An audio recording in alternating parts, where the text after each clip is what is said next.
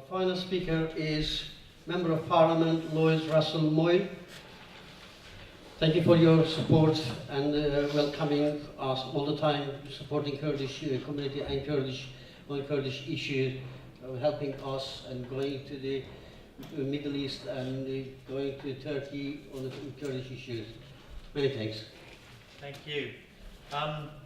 And the wider Kurdish issues, I think, are ones that we need to talk about more in our communities, and we need to, of course, get the messages out there. I know in Sussex we have a very well-organised Sussex Kurdish community that, of course, engage with elected representatives regularly.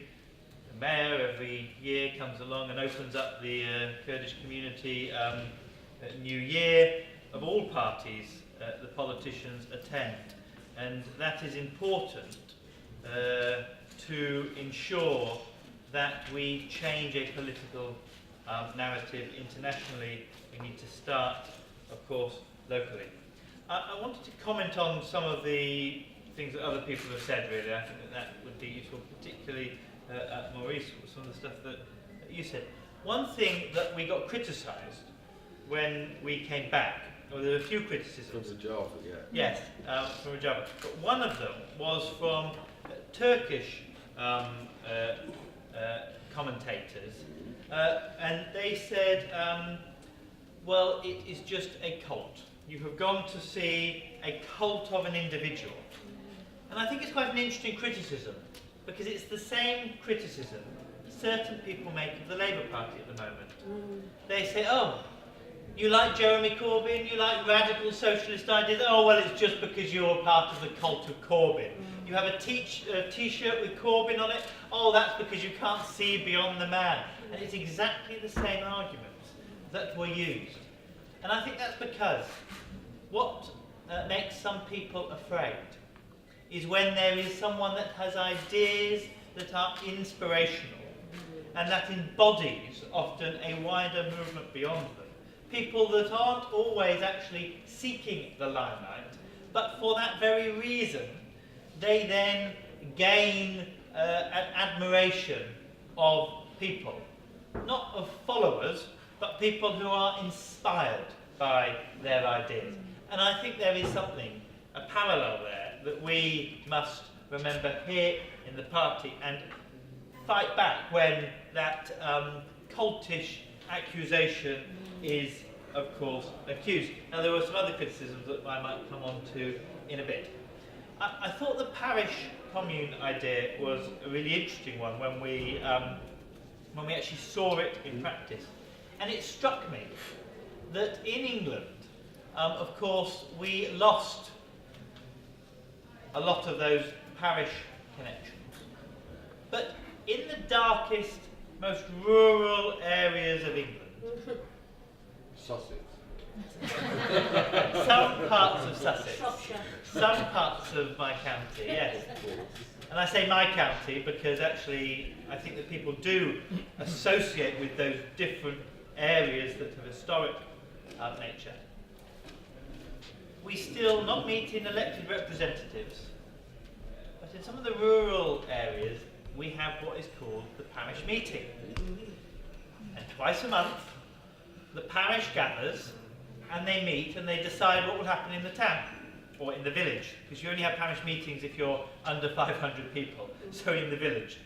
And there's no elected officials, and you come back in 6 months' time and you have the meeting to discuss what you now next want to do. But apart from the very rural area, I've never seen and I've never really conceptualised how it can work in a more urban area until we saw it happening. And we saw it happening in Rojava, where people had developed these communities. And the other thing, the non-parallel with our parish meetings and what we saw, was that parish meetings in the darkest, most rural parts of England tend to be dominated by a certain class and often also a certain gender. And that class is often the people in the village who are the the middle and ruling class. They are the village priest, the village doctor, the village teacher will go along, and the meetings are usually very poorly attended. But what we heard about and what we saw was almost the total opposite. So it was using the method of organisation, but it had made substantive tweaks in equality and in empowerment to ensure that all felt that this was their meeting. So the parallel ends in terms of practicality, because the practicality of what you saw was women taking the leadership. And Maurice mentions the example where we went and spoke to two of the co-chairs. And again, the person who really spoke the most and led a lot of that discussion was the woman in that. And that is also important, because time and time again, even in the Labour Party, we fail to meet that aspiration of gender equality. I mean, no party in Britain has ever had an equal representation of men and women in Parliament, and I think very few councils in Britain have had an equal representation of men and women in their council, if any, to some extent. So what we saw there was a different way of working. What we saw was not only ideology, but ideology in practice.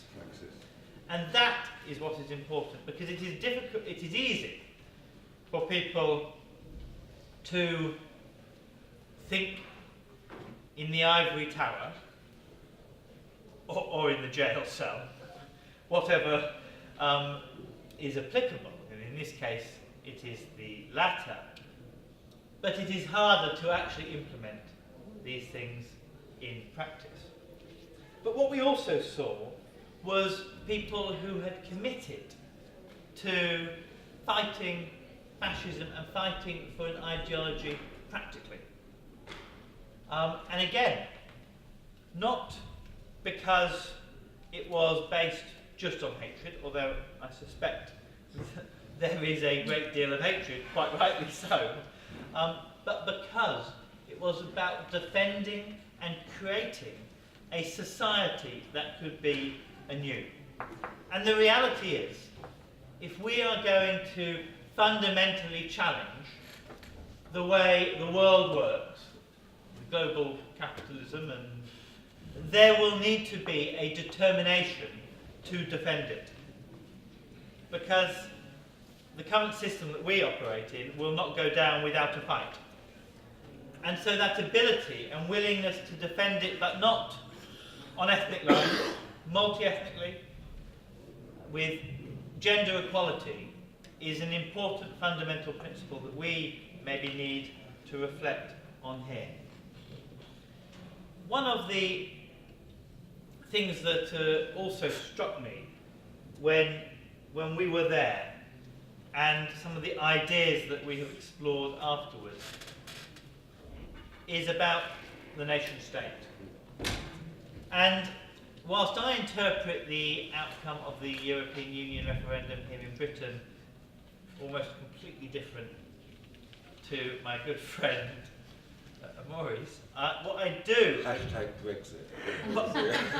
What I do agree on is that actually we are entering a world where the Westphalian model of nation states, being completely sovereign and being allowed to do whatever they wish to their people, and often against their people's best interests, is coming to an end.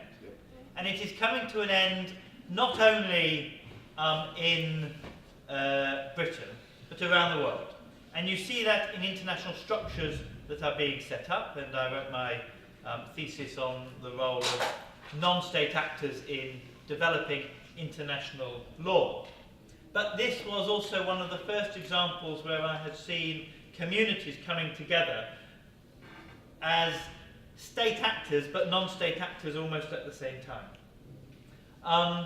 And I'm reminded of my younger days, and I'm not that old, when I used to be part of the Radical Roots, the Federation of Radical and Anarcho-Syndicalist Housing Cooperatives. You didn't tell me.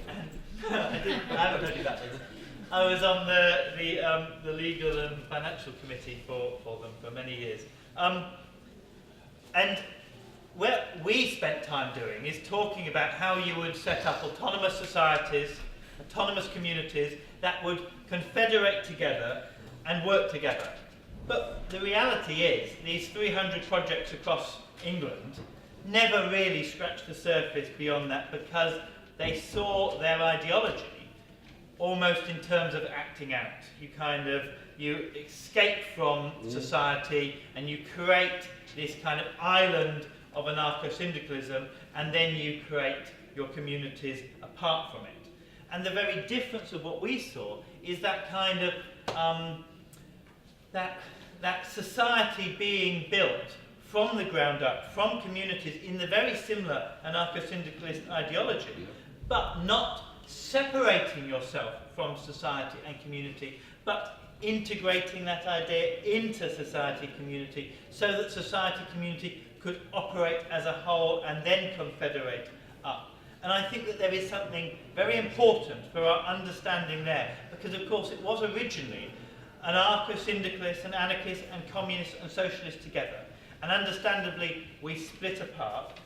The Paris Commune, etc., we can all talk about what happened historically. But I actually think some of the ideas here start to bring us back together. That historic rift between those ideologies comes together in a practical way of how we organise society. And I think it's very exciting. And I think it's very special. And I hope that we will be able to continue that work. And that's why in Parliament, I know we will be organising also an all-party group based not just on Rojava, but we hope an all-party group that will be based on Kurds in Turkey, in Syria, and in Iran, that will talk about some of these ideological ideas as well, to complement the really important work that the APPG on the Kurdish region in Iraq does at the moment. Anyway, let me finish there, and I hope the best of luck to everyone, and we will continue the struggle in Parliament and in our party, because we must ensure, Jeremy Corbyn has been a long supporter of Kurdish issues, and we must ensure that that continues in our foreign policy. And I know Emily is friendly, but sometimes we still need to push to get a bit more spoken out about these issues, and we will continue to do that. Thank you very much.